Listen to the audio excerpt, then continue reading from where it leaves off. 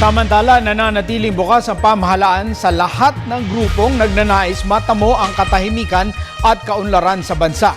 Ito ay inihayag ng Presidential Advisor on the Peace Process, Teresita Deles, kaugnay ng nakatakdang paglagda ng Comprehensive Agreement on the Bangsamoro sa Marso 27. Sinabi pa ni Deles na handa ang gobyerno na makipagpulong sa mga lider ng CPP-NPA sa tamang panahon upang isulong ang tunay na kapayapaan sa bansa.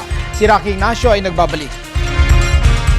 Itinuring na magbibigay presyo sa anumang armed group ang pagbuo ng kasunduang pangkapayapaan sa kahit anong grupo na nais makapagtulungan sa gobyerno. Sinabi ito ni Presidential Advisor on the Peace Process, Teresita Deles, sa nalalapit na paglagda ng Bangsamoro Peace Agreement habang patuloy naman ang kasunduan ng gobyerno sa CPP-NPA-NDF.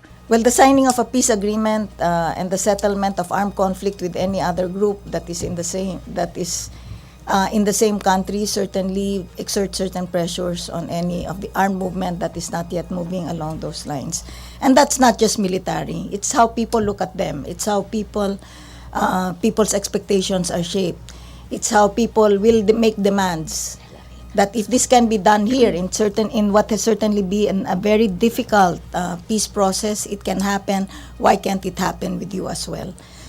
So certainly the signing of the peace agreement puts pressure on everyone. It puts pressure on us to deliver, but it puts pressure on other armed groups as well to work with government in partnership to look for a solution that can work.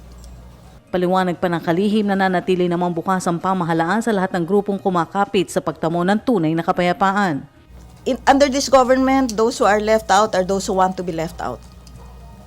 So the door remains open to all fronts that want to work together with government. It is still a call to partnership. It is still a call to partnership to all groups, and we will continue to proceed up to the last day of this government to bring that message across.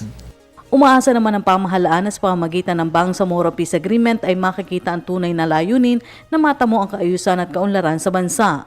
Well, we hope more and more people will talk to them as well. We talk to many people, many stakeholders, and they see our position as reasonable. We hope more and more will get to them. We hope that they will see all the other things that are going on now.